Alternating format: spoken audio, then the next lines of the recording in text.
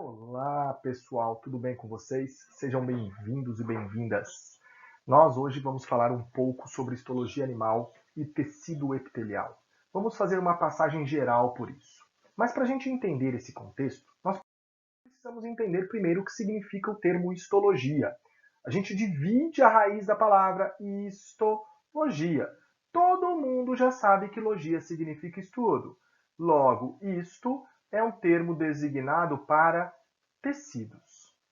Então, a histologia é o estudo dos tecidos, que pode ser animal, que pode ser vegetal. Em uma definição mais abrangente, histologia é a área que estuda a formação e constituição dos tecidos dos seres vivos, sendo que esse termo tecido, de maneira abrangente, faz referência ao conjunto de células especializadas, geralmente semelhantes, adaptadas a realizarem determinadas funções. Galera, muito importante ressaltar de uma maneira muito simples. Tecido nada mais é do que um conjunto de células semelhantes entre si e que desempenham uma mesma função. Todas as células daqueles tecidos atuam juntos na sua formação. Tá ok? Agora, importante ressaltar que todo tecido tem uma constituição básica. Mateuzinho, que constituição básica é essa? Todo tecido é formado por células e por matriz extracelular. Opa! Matriz extracelular. Tem outro nome? Tem sim, gente. Matriz extracelular ou substância intercelular. Ou seja, aquilo que nós encontramos entre as células. São questões básicas vinculadas a isso, tá ok? Dentro desse contexto, quando nós analisamos um tecido, nós temos que entender o tipo de célula que ele tem e a quantidade e os componentes da matriz extracelular. O que define o tecido é isso: qual célula forma e a quantidade e tipo de matriz extracelular que nós encontramos ali. O que eu tenho naquela matriz. Tanto que, quais são os tecidos básicos? Nós encontramos na espécie, nos animais de maneira geral, 4 tecidos: o tecido epitelial, o tecido conjuntivo, o tecido muscular e o tecido nervoso, sendo que todos se originam inicialmente a partir do embrião. Isso aqui, gente, para ilustrar para você, é um embrião. Esse embrião se encontra num período de células e formado por células indiferenciadas. Vamos lembrar lá? Isso aqui nada mais é do que a mórula, formado por células indiferenciadas, que vão passar por processos de diferenciação, originando os tecidos, consequentemente os órgãos, consequentemente os sistemas. Só lembrando que a primeira diferenciação que acontece nos tecidos acontece com formação dos chamados folhetos germinativos.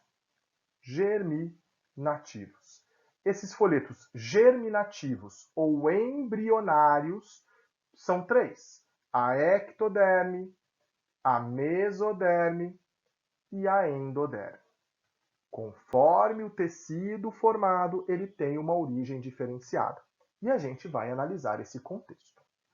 Hoje, especificamente, nós vamos analisar quem? Nós vamos analisar o famoso tecido epitelial. Mateuzinho, tem outro nome? Sim, também chamado epitélio. Tecido epitelial, ou comumente chamado de epitélio. Esse tecido epitelial, ele tem sua origem dentro, de maneira geral, nos folhetos embrionários. Dependendo do seu posicionamento, ele tem uma determinada origem. Onde? Quais são as características básicas gerais desse tecido? Bom, esse tecido, ele é um tecido que apresenta células justapostas. Gente, justaposta é juntinha, coladinha, células unidas.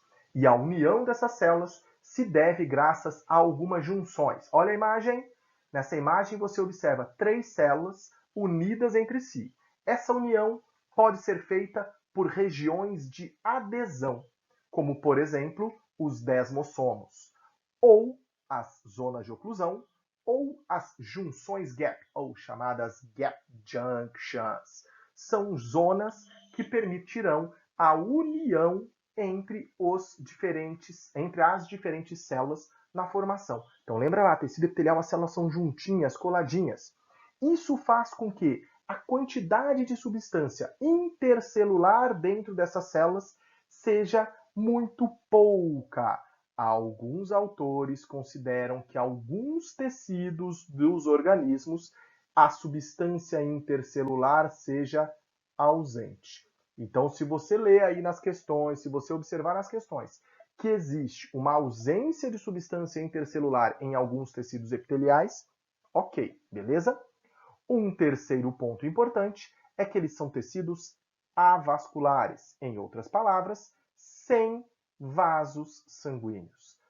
Mateuzinho, não tem vaso sanguíneo para nutrir? Não, velho. Tanto que a ausência de vasos sanguíneos faz com que aconteça uma condição dele ser de pequeno porte.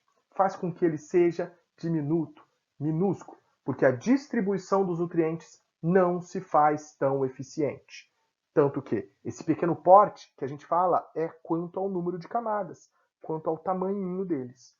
Mas como que é feita a nutrição? A nutrição ela é realizada por uma estrutura chamada de lâmina basal. Look na imagem, olha lá. Como você observa isso? Aqui em cima, como está ilustrado aqui, eu tenho tecido epitelial. Aqui embaixo, como está ilustrado aqui, eu tenho um tecido conjuntivo. Fiquem atentos. Sempre existe um tecido conjuntivo abaixo de um tecido epitelial. Esse tecido conjuntivo é o responsável por produzir a chamada lâmina basal. Essa estrutura acelular sobre a qual o tecido epitelial se acomoda. Ele fica ali bonitinho sobre essa lâmina basal. Ela contém nutrientes que serão conduzidos às células do tecido epitelial. Mas, Mateuzinho, como os nutrientes vão passar para cima sem que nós tenhamos vasos sanguíneos? Ela vai passar justamente por difusão. Isso mesmo, transporte através da membrana, por difusão. É isso que vai permitir essa passagem, ok? Fiquem atentos a isso. Devido à passagem por difusão, é que você observa que nesse tecido não há grande espessura, porque à medida que eu avanço, a quantidade de nutrientes vão diminuindo, então as células do ápice têm a tendência a morrerem por falta de nutrientes. Por isso é um tecido de intensa reposição. Dentro desse tecido, nós encontramos dois tipos, o chamado tecido epitelial de revestimento e o chamado tecido epitelial glandular. O tecido epitelial de revestimento e o tecido epitelial glandular. Onde o tecido epitelial de revestimento. Ah, Matheus, reveste. Não só reveste, como ele faz proteção, revestimento e absorção. Entendam que nessa absorção você pode colocar o termo trocas. Tá? Você pode colocar o termo trocas. Ele pode realizar trocas de substâncias entre os meios. Isso é importante ressaltar. Isso é importante você ter ideia. Beleza? Agora, nesse tecido, nós vamos encontrar tipos diferenciados de células, como, por exemplo, células escamosas, células cúbicas, células cilíndricas e células prismáticas. Qual é a diferença? Uma célula escamosa é uma célula achatada, também chamada pavimentosa. Mateuzinho, célula achatada, como assim? Ela tem esse aspecto assim, ó, achatadinho, bonitinho aqui para vocês, ó. Ela é uma célula achatadinha, bonitinho, com núcleo aqui bonitinho para vocês, ó. É uma célula achatada, tá? Pense tridimensionalmente. Eu brinco, parece uma bola de futebol americano. Uou! Tá? Já uma célula cúbica, ela se assemelha a um cubo. Como assim, Mateus? É uma célulazinha, ó, quadradinha, bonitinha, núcleozão ali. Essa célula, ela pode ser também chamada ela é um cubo. Ela parece um cubo, né? Pense tridimensionalmente.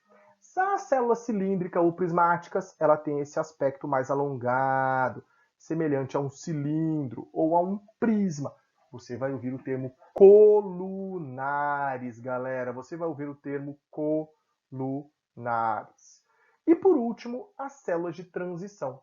Essas células de transição são células que podem variar a forma, desde cúbicas até achatadas. Agora, essas células elas podem se dispor em camadas.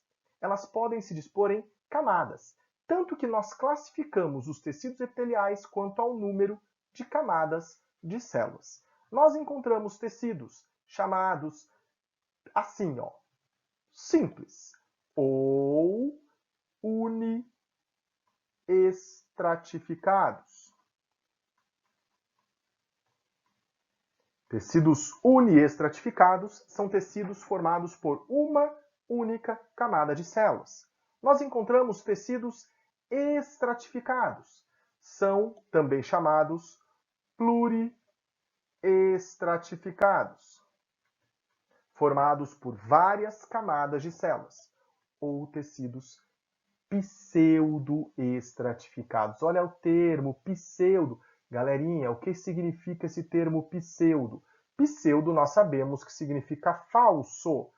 Esse tecido é aquele que se caracteriza por ter uma única camada de células, porém as células têm tamanhos diferenciados. Daí o fato dele ser pseudoestratificado, ok? Uma camada com células de tamanhos diferentes. Vamos ilustrar agora isso aí? Isso mesmo, vamos ilustrar essa relação. Por exemplo, nós temos aqui, ó, o epitélio pseudoestratificado prismático da mucosa nasal. Nós temos o epitélio simples cúbico dos rins, o epitélio estratificado prismático da uretra, o epitélio pavimentoso estratificado do esôfago, o epitélio pavimentoso simples do pulmão e o epitélio prismático simples do estômago. Observem, cada estrutura do órgão, conforme a função e a necessidade, tem uma formação. Beleza? Tranquilo? Show? Agora, o segundo tipo de tecido é o tecido epitelial glandular. Mateuzinho, glandular, glândulas? Perfeito. É um tecido com capacidade de produção de secreção. É o tecido formador das conhecidas glândulas. Tá? Tanto que sempre toda glândula tem uma origem epitelial, gente. Toda glândula tem uma origem epitelial, onde esse tecido ele secreta substâncias que podem ser proteicas, lipídicas ou glicoproteicas, sendo classificado em 3 tipos. Nós temos glândulas chamadas exócrinas, glândulas chamadas endócrinas e glândulas chamadas mistas ou anfícrinas. Vamos ao significado. Glândula exócrina é aquela glândula que libera secreções para fora do corpo ou em cavidades. Glândula endócrina é aquela que libera secreções chamadas de hormônios, olha o endocrinologista aí, diretamente na corrente sanguínea. E glândula mista ou anfícrina é uma glândula que é endócrina e exócrina ao mesmo tempo. Mateuzinho, glândula endócrina, glândula exócrina, glândula mista. Quais são elas? Pense, se ela libera um produto para fora do corpo ou em cavidades, nós temos, por exemplo, glândula mamária, glândula sebácea, sudorípara, salivar, lacrimal. São glândulas que liberam substâncias para fora do corpo ou em cavidades. Glândulas endócrinas são, por exemplo, as glândulas produtoras de hormônio, hipófise, tireoide. E glândula mista, por exemplo, nós podemos citar o pâncreas. Tá? Ela produz o suco pancreático que vai para o intestino e produz a insulina que vai para o sangue. Beleza? São questões vinculadas a essas glândulas. Como eu disse para vocês, essas glândulas elas têm uma origem epitelial. De que maneira e de que forma? Assim, ó, ocorre o aprofundamento do tecido epitelial de revestimento dentro do tecido conjuntivo. Se essa glândula conservar o que nós chamamos de ducto de secreção, se essa glândula conservar um chamado ducto de secreção, que é o processo por onde nós liberamos a secreção, nós chamamos essa glândula de exócrina. Se essa glândula perder o ducto, ou seja, ficar sem o ducto, essa glândula é chamada de glândula endócrina, onde os produtos são liberados na corrente sanguínea. Eu vou ser bonitinho, vou escrever isso aqui de novo para vocês, porque para mim ficou horrível. Então aqui é ducto de secreção. Olha, melhorou, Mateuzinho, isso aí mesmo. Então, glândulas que conservam o ducto são glândulas exócrinas. Glândulas que não conservam o ducto são glândulas endócrinas. Beleza? Tranquilo? De boa? Espero que tenham gostado disso aí e que aproveitem bem. Foi, é e sempre será um prazer enorme, uma satisfação imensa estar aqui. Qualquer dúvida, angústia, deixe seu recadinho que a gente ajuda vocês. Um beijo no coração, fiquem com Deus e lembrem sempre, bio é vida sempre. Beijo a todos.